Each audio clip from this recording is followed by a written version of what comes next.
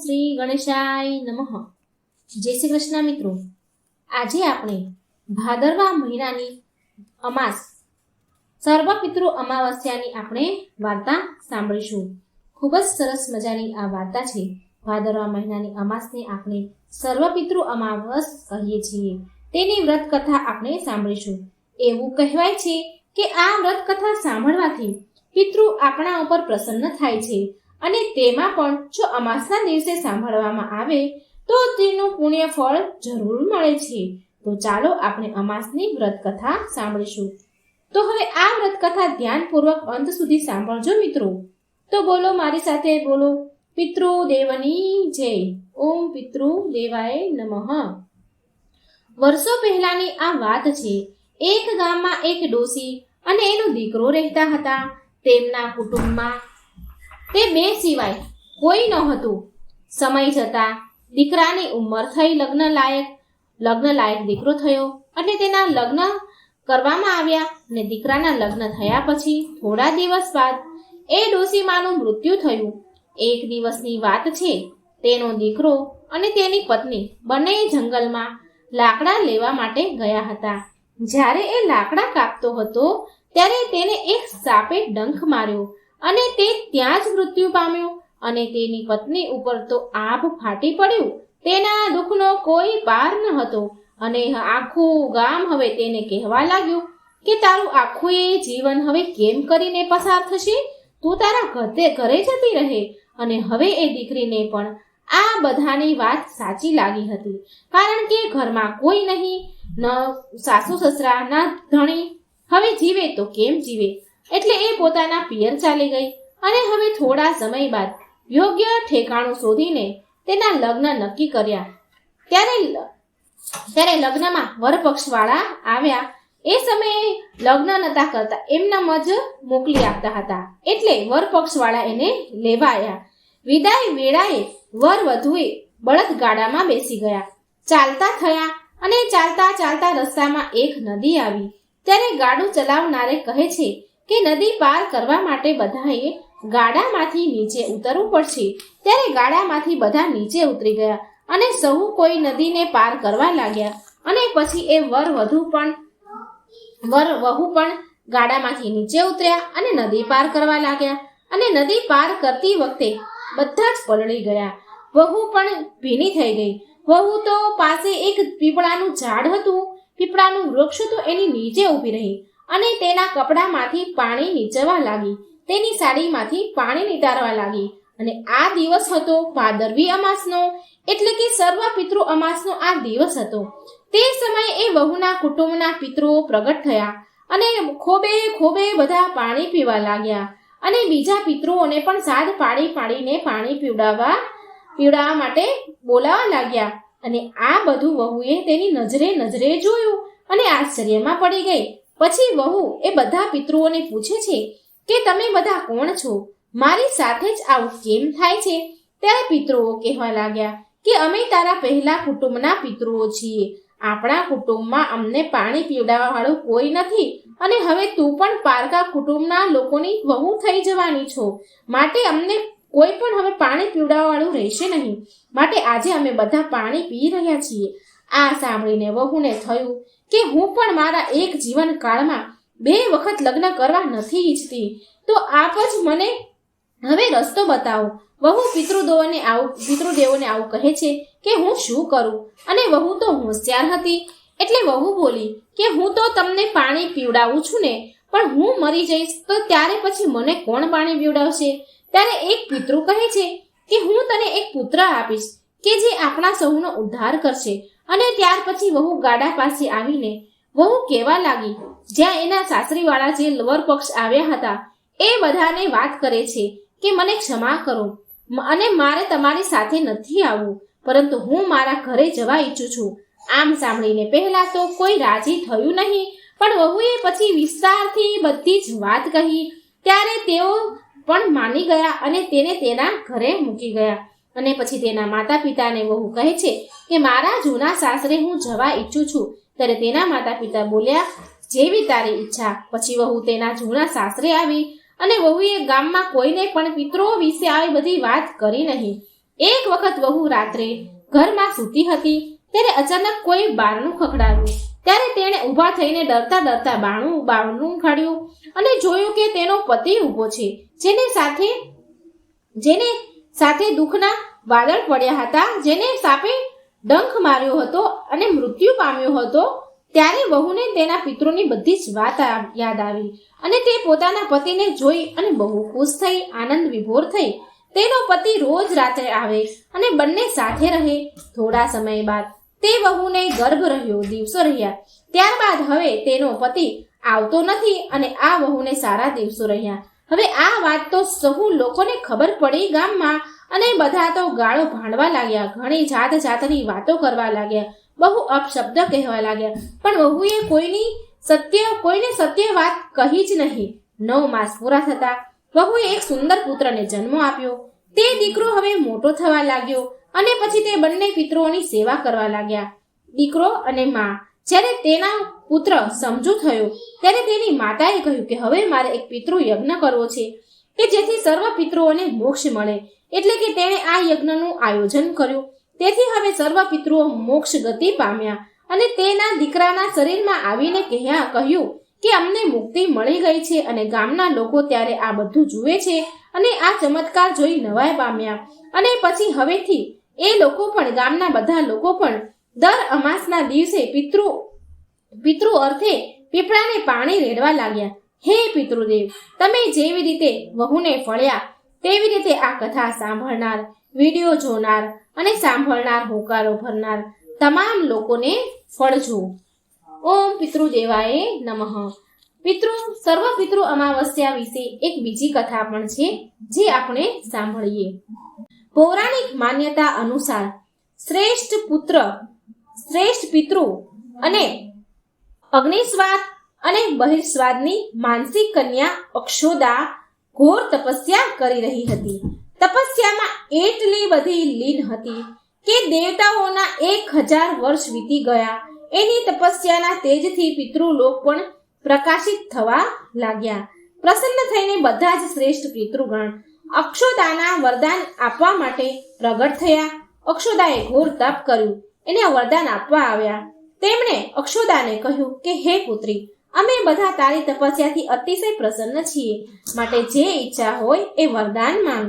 પણ અક્ષોદા તો પિતૃ તરફ ધ્યાન ન આપ્યું અને એ પિતૃમાંથી એક અતિ તેજસ્વી પિતૃ અમાવસુને પાપણને પલકાવ્યા વગર જ એને જોતી રહી. એક નજરે એ પિતૃને જોતી રહી. પિતૃના વારંવાર કહેવાથી એણે કહ્યું, હે પિતૃદેવ. અક્ષોદા બોલે છે કે હે પિતૃદેવ, શું મને સાચુમાં તમે વરદાન આપવા માંગો છો? તો આના પર તેજસ્વી પિતૃ અમાવસુ કહે છે કે હે અક્ષોદા, વરદાન પર તારો અધિકાર છે, માટે તું નિસંકોચ થઈને વરદાન માંગ. અક્ષોદા કહે છે, હે પ્રભુ, જો તમે મને વરદાન આપવા માંગો છો તો હું તમારી સાથે આનંદ કરવા માંગુ છું. અક્ષોદાના આવું કહેવાથી બધા પિતૃઓ ક્રોધિત થયા. એમણે અક્ષોદાને શ્રાપ આપ્યો કે પિતૃલોકથી નીકળીને તું પૃથ્વીલોક પર જશે. પિતૃના આવી રીતે શ્રાપ આપવાથી અક્ષોદા પિતૃઓના પગમાં પડી ગઈ અને રડવા લાગી.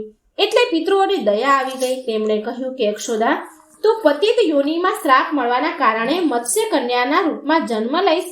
ભગવાન બ્રહ્માજીના વંશજ મહર્ષિ પરાશર તને પતિના રૂપમાં પ્રાપ્ત થશે. તારા ગર્ભથી ભગવાન વ્યાસ જન્મ લેશે.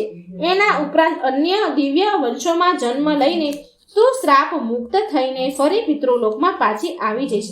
પિતૃઓના આવા વચન સાંભળીને અક્ષોદા શાંત થઈ ગઈ.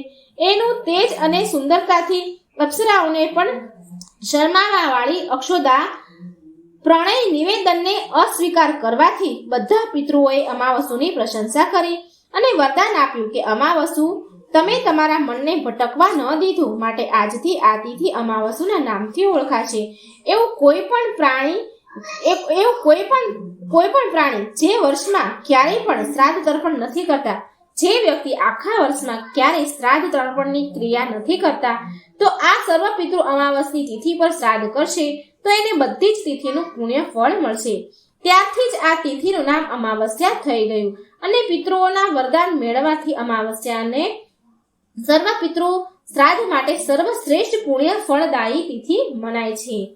હવે આપણે સાંભળીએ અમાવસ્યા માતાની વાર્તા. આજે આપણે સાંભળીશું એક સાસુ વહુની અમાવસની વાર્તા. એક ગામમાં એક સાસુ વહુ રહેતા હતા. એકલા જ રહેતા હતા અને તેમનો છોકરો વિદેશમાં કમાવા માટે ગયો હતો. સાસુ વહુ બહુ સારી રીતે રહેતા હતા. બંને એકબીજાની સારી સંભાળ રાખતા હતા. એક દિવસ વહુએ ખાવાનું ખાધું નહીં તો એની સાસુએ વહુને પૂછ્યું કે વહુ બેટા, તું આજે કેમ જમી નથી? તો વહુ બોલી કે માં, આજે મારે 3 પનોતી અમાસનું વ્રત છે, માટે હું નથી જમી. તો સાસુ બોલી કે વહુ, આ વ્રત કરવાથી શું થાય છે? આ વ્રત કરવાથી શું લાભ મળે છે? મને કહે. તો વહુ બોલી, સાસુમાં, 3 પનોતી અમાસનું વ્રત કરવાથી બહુ પુણ્ય મળે છે. ઘરમાં અન્ન ધનના ભર્યા ભંડાર રહે છે, સુખ શાંતિ રહે છે, અખંડ સુહાગ મળે છે અને પુત્રની પ્રાપ્તિ થાય છે. અને આ વ્રતમાં દરેક વર્ષે અલગ અલગ ખાવાનું હોય છે અને ભગવાન વિષ્ણુના મંદિરમાં ચડાવો ચડાવવાનો હોય છે. પછી કોઈ બ્રાહ્મણને દાન દેવામાં આવે છે. આ વ્રતમાં પહેલા વર્ષે સાકર, ઘી અને ચોખાથી બનેલું જમવાનું હોય છે. પહેલા વર્ષે વ્રત પૂરું થાય પછી 1.25 કિલો ચોખા અને 1 વાટકી ઘી અને 1 વાટકી સાકરનું દાન કરવાનું હોય છે બ્રાહ્મણોને. બીજા વર્ષે જવ, ઘી અને સાકરથી બનેલું ખાવાનું હોય છે અને બીજા વર્ષે વ્રત પૂરું થાય તો 1.25 કિલો જવ, 1 વાટકી ઘી અને 1 વાટકી સાકરનું દાન કોઈ મંદિરમાં ચડાવવાનું અથવા કોઈ બ્રાહ્મણને આપવાનું. ત્રીજા વર્ષે ગોળ, તેલ અને ઘીથી બનેલું ભોજન ખાવું જોઈએ. જ્યારે ત્રીજા વર્ષે વ્રત પૂરું થાય તો 1/2 કિલો તેલ, ગોળ અને 1 વાટકી ઘી કોઈ મંદિરમાં ચડાવવું અથવા કોઈ બ્રાહ્મણને દાન આપવું. આને તિલ પનોતી અમાવસ પણ કહે છે. વહુ બોલી, જો આ વ્રતનું સંકલ્પ લીધું જ હોય તો આ વ્રતને પૂરું કરવું ખૂબ જ જરૂરી છે. જો પૂરું ન કરી શકે તો ઘરમાં ઝઘડા અને અશાંતિ આવે છે. ત્યારે સાસુમાં બોલ્યા કે મારી તો ઉંમર થઈ ગઈ છે વહુ બેટા, પણ તું આ વ્રત કર. અને વહુ આ વ્રતનું આરંભ કરે છે. પણ એક દિવસ વહુએ કોઈના કહેવાથી ઘઉંની બનેલી રોટલી ખાઈ લીધી અને અમાવસ્યા માતા તો કોપાયમાન થયા, નારાજ થઈ ગયા. જે સાસુ વહુ બહુ પ્રેમથી રહેતા હતા, હવે આ બંનેમાં ઝઘડા થવા લાગ્યા અને આ જોઈને બધા ગામવાળા પણ હેરાન થઈ ગયા કે અરે, આ શું થઈ રહ્યું છે? સાસુ તેની વહુને કહે છે કે જ્યારથી તું મારા ઘરમાં વહુ બનીને આવી છો ત્યારથી મારા ઘરની લક્ષ્મી ચાલી ગઈ છે, તું અમારા માટે શુભ નથી. ત્યારે વહુ બોલી કે જો મારા આવવાથી ઘરની લક્ષ્મી ચાલી ગઈ છે તો મને ક્યાં મળશે લક્ષ્મી? મને કહો, હું લક્ષ્મીને લઈને આવીશ. ત્યારે સાસુમાં બોલી કે તમે લક્ષ્મીને સમુદ્રની વચ્ચે મળશે, તમને લક્ષ્મી સમુદ્ર વચ્ચે મળશે, ભગવાન વિષ્ણુના પગ દબાવતા મળશે. ત્યારે વહુએ કહ્યું કે વહુ કહીને ચાલી કે જ્યાં સુધી હું લક્ષ્મીને લઈને આવું ત્યાં સુધી આ ઘરમાં પગ નહીં મૂકું. આટલું કહીને વહુ તો ચાલતી થઈ માં લક્ષ્મીની શોધમાં નીકળી ગઈ. ત્યારે એ રસ્તા વચ્ચે એક ગાય માતા મળે છે. ગાય માતા વહુને પૂછે છે કે ગાય માતા, તમે ક્યાં જાઓ છો? ત્યારે વહુ બોલે, ગાય માતા, મારા સાસુ મને કહે છે કે મારા આવવાથી ઘરમાં અન્ન ધનની કમી થઈ ગઈ છે અને એના ઘરની લક્ષ્મી ચાલી ગઈ છે, તો હું લક્ષ્મીને લેવા જઈ રહી છું. ત્યારે ગાય માતા બોલ્યા કે બેટા, જો તું જાય છે તો ભગવાનને મારા વિશે પણ પૂછજે. તો વહુ બોલી, ગાય માતા, હું તમારા વિશે શું પૂછું? તો ગાય માતા કહે છે કે જ્યારે પણ મારે વાછડું થાય છે તો મરી જાય છે, જીવતા નથી રહેતા. તો ભગવાનને પૂછી લેજે કે મારી સાથે આવું કેમ થાય છે, મેં એવા કયા કર્મ કર્યા છે? તો વહુ બોલી, માતા, હું તમારા વિશે જરૂર પૂછીશ. આમ કહીને વહુ આગળ વધી. હવે આગળ જતા વહુને એક ઘોડો મળ્યો જેમાં ગળામાં ઘંટડી બાંધેલી હતી. એક ઘોડો કહે છે કે બેટા, તું ક્યાં જાય છે? તો વહુએ બધી વાત કરી. તો ઘોડી બોલી કે તું મારા દુઃખનું નિવારણ પૂછે ભગવાનને. તો વહુ બોલી, જરૂર પૂછીશ. આમ કહી વહુ આગળ વધી. આગળ જતા એક આંધળો અને બહેરો એક વૃદ્ધ માણસ મળે છે. તો વહુને એની સમસ્યા કહે છે અને ભગવાનને પૂછવાનું કહ્યું. વહુ એને પણ હા કહીને આગળ વધી તો વહુને એક ગરડી ડોસી મળી જે હાથ પગથી અપંગ હતી. એ પણ વહુને તેની સમસ્યા ભગવાનને પૂછવા માટે કહે છે. તો વહુ એની સમસ્યા પણ પૂછવા માટે તૈયાર થઈ જાય છે અને આગળ વધે છે. આગળ જતા વહુ થાકી અને એક આંબાના ઝાડ નીચે બેસી જાય છે. તો આંબાનું ઝાડ ખુશ થઈને વહુને કહે છે કે બેટા, તું ક્યાંથી આવીને ક્યાં જાય છે? તો વહુ બોલી કે હું લક્ષ્મીને લેવા જાઉં છું. તો આંબો પણ એની સમસ્યા ભગવાનને પૂછવા માટે કહે છે કે મારા ઝાડમાં કેરી ખાટી કેમ આવે છે, આ વિશે ભગવાનને પૂછજે. પછી વહુ તેને પણ હા કહીને આગળ વધી. આગળ જતા વહુએ એક તળાવ મળ્યું અને એ વહુને કહે છે કે ભગવાનને પૂછે કે મારા તળાવનું પાણી આટલું મેલું કેમ છે? કોઈ પણ આ પાણી પીતું નથી. ત્યારે વહુ બોલી, હું જરૂર પૂછીશ. અને આમ કહીને આગળ વધી. બહુ દિવસ જંગલમાં ચાલતા ચાલતા થાકી ગઈ હતી. તેને ભૂખ પણ લાગી હતી, પણ ખાવાનું મળતું ન હતું અને થાકી જાય છે અને તે જંગલમાં બેભાન થઈને પડી જાય છે. એ સમયે ભગવાન વિષ્ણુ અને માતા લક્ષ્મી ત્યાં વિચરણ કરતા આવે છે. તો માતા લક્ષ્મી ભગવાન વિષ્ણુને કહે છે કે હે નાથ, આ તમારી બહુ મોટી ભક્ત છે, તમે આના દુઃખનું નિવારણ કરો. તો ભગવાન વિષ્ણુ કહે છે કે આ સંસારમાં બહુ જીવ દુઃખી છે, બધા જ તેના પોતાના કર્મના ફળ ભોગવે છે. હું કોના કોના દુઃખનું નિવારણ કરું? તો મા લક્ષ્મી ભગવાન વિષ્ણુને વિનંતી કરે છે અને કહ્યું કે આ ભૂખી તરસી અને જો આને અહીં આમ છોડીને આપણે ચાલ્યા જઈશું અને આને જંગલી જાનવર ખાઈ જશે. તો માતા લક્ષ્મીની વાત સાંભળીને ભગવાન વિષ્ણુએ એક સાધુનો વેશ ધારણ કર્યો અને વહુની પાસે આવ્યા અને ભાનમાં લાવે છે. વહુ ભાનમાં આવી તો સાધુ રૂપમાં ભગવાન પૂછે છે કે આ જંગલમાં તું કેમ આવી અને ક્યાં જઈ રહી છો? તો વહુ પૂરી વાત કહે છે. તો તેની વાત સાંભળીને ભગવાન વિષ્ણુ અને માતા લક્ષ્મી પ્રગટ થાય છે અને તેની સાથે માતા અમાવસ્યા પણ પ્રગટ થયા. વહુ એના ચરણોમાં પડીને વંદન કરે છે. અમાવસ્યા માતાની સ્તુતિ કરે છે. અમાવસ્યા માતા વહુને કહે છે કે બેટા, કે તારા વ્રતને ખંડિત કર્યું છે તે માટે તને સજા મળી છે, પણ હવે તું માફી માંગે છે માટે હું તને માફ કરું છું. તું ઘરે જા, તારું ઘર અન્ન ધનથી સંપન્ન થશે, તારું ઘર સુંદર મહેલમાં બદલી જશે અને તારી બધી જ મનોકામના પૂરી થશે. આ બધું થયા પછી વહુ તો તેને રસ્તામાં જે મળ્યા હતા એ બધાના દુઃખોનું નિવારણ માટે વિનંતી કરે છે. ત્યારે ભગવાન વિષ્ણુ કહે છે કે ગાયે ક્યારેય તેનું દૂધ કોઈને નથી પીવડાવ્યું, માટે તેના બચ્ચા જીવતા નથી રહ્યા. તો એનું દૂધ પી લેજે, જેનાથી એના બચ્ચા જીવતા થશે. ઘોડી પાછલા જન્મમાં ઘંટી ચલાવવા વાળી હતી, અનાજ દળવા વાળી સ્ત્રી હતી. તે કોઈને લોટ દળી આપતી ન હતી. એના ગળામાં ઘંટડીના પડ્યા છે, તો એના ગળામાંથી ઘંટડી છોડી નાખજે, એટલે તે બિલકુલ ઠીક થઈ જશે. વૃદ્ધ માણસ જેને ક્યારેય ભગવાનના મંદિરમાં નથી ગયો અને ક્યારેય તેને ભગવાનના ભજન નથી સાંભળ્યા, તો એના મંદિરમાં લઈ જજે અને ભગવાનનું દર્શન કરાવજે, એ ઠીક થઈ જશે. ગરડી ડોસી જે તેને ક્યારેય તેની યુવાનીમાં દાન પૂર્ણ નથી કર્યા, માટે તેને આ જન્મમાં સજા મળી છે. તેના હાથે તું દાન કરાવજે, તેથી તે સાજા થઈ જશે. તે આંબાના ઝાડ કોઈને તેના ફળ નથી ખાવા દીધા, માટે તેના બધા જ કેરી ખાટી હોય છે. તું એ આંબાની કેરી ખાજે, પછી એ આંબામાં પણ મીઠી કેરી આવશે. તળાવનું પાણી પાછલા જન્મમાં દેરાણી જેઠાણી હતા, જે હંમેશા ઝઘડતી રહેતી હતી, માટે તેનું પાણી મેલું છે. તું એનું પાણી પીજે, તે તળાવ શુદ્ધ થઈ જશે. વહુએ ભગવાન વિષ્ણુ અને માતા લક્ષ્મી અને અમાસ માતાને નમન કર્યા અને ઘરે જવા માટે નીકળી. અને રસ્તામાં એને જે મળ્યું તેને બધાની સમસ્યાનું નિવારણ કરતી ગઈ. ભગવાનના કહેવા પ્રમાણે એની સમસ્યા દૂર કરતી ગઈ. બધા તેને આશીર્વાદ આપે છે. ઘરે જતા જ તેનું ઘર એક સુંદર મહેલમાં બદલાઈ જાય છે અને ઘરમાં અન્ન ધનના ભંડાર ભરેલા હોય છે. હવે વહુ સાસુમાને કહે છે કે સાસુમા, તમે મને સાચું કહ્યું હતું, તમારા માટે હું શુભ નથી. મારા જવાથી તમારા ઘરમાં લક્ષ્મી આવી.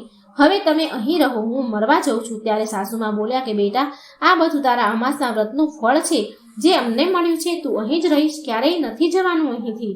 અને સાસુ ખુશીથી રહેવા લાગ્યા. એક દિવસ તેનો દીકરો પણ વિદેશથી આવી ગયો અને એના દીકરાને આ બધું જોયું તો એની માતાએ વહુની બધી વાત કરી. સાસુએ વહુની બધી વ્રતની વાત કરી અને આવી રીતે પછી મા, દીકરો અને વહુ ખુશીથી રહેવા લાગ્યા. જય હો અમાવસ્યા માતા, જય હો ભગવાન વિષ્ણુની જય.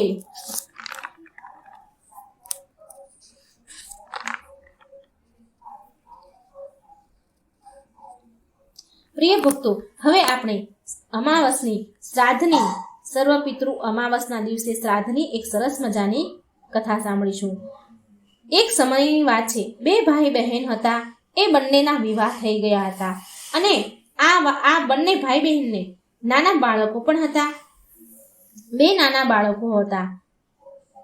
બહેન વિધવા થઈ ગઈ હતી અને એના ભાઈના ઘરમાં જ રહેતી હતી. આ વાતથી એની ભાભીને જરા પણ ગમતી ન હતી. એની નણંદ એના ઘરે રહે એને ગમતું ન હતું. આવામાં શ્રાદ્ધ આવ્યું અને ભાઈ બોલ્યો કે હું પિતૃઓના તર્પણ અને પિંડદાન માટે ગંગાજી જઈ રહ્યો છું. આમ કહીને એ ગંગાજીમાં જાય છે. ભાઈના જતા જ ભાભીએ બહાર ખેતરમાં નણંદ અને તેના બાળકો માટે ઝૂંપડી બનાવી દીધી. નણંદ તેના બાળકો સાથે ઝૂંપડીમાં રહેવા લાગી. બહેન સવાર સાંજ ભાઈના ઘરે જઈ બધું જ કામ કરીને આવતી હતી. બદલામાં ભાભી વધેલું ઘટેલું ખાવાનું આપતી.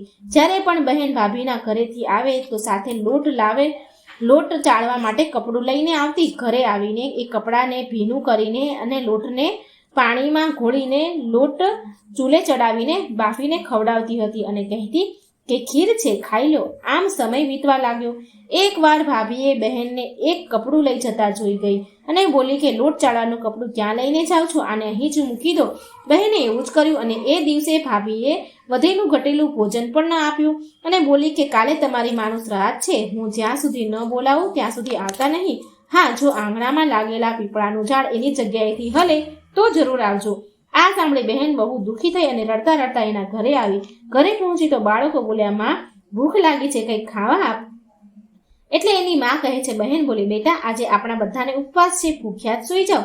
બીજો દિવસ થયો તો બાળકો બોલ્યા કે માં કે મામીએ કહ્યું હતું કે આજે નાનીનું શ્રાદ્ધ છે, ચાલને માં ત્યાં જઈએ.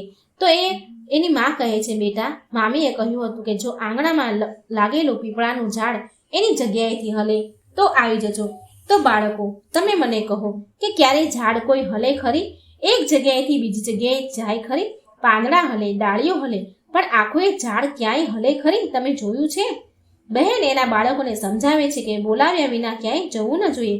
સાંજ પડી તો એના ભત્રીજાઓ આવ્યા અને કહ્યું કે ફોઈ, માએ ખાવાનું મોકલાવ્યું છે તમારા માટે. બહેને જોયું તો ભોજનના નામ પર 2 સુકાયેલી રોટલી અને થોડા એવા ભાત મૂક્યા હતા. બહેને આ જોઈને બહુ ક્રોધ આવ્યો અને એના બાળકોને બોલી કે આ ભોજનને આપણી ઝૂંપડી ઉપર ફેંકી દો. અને બીજા દિવસે પણ એના બાળકોને ભૂખ્યા લઈને જ સૂઈ ગઈ.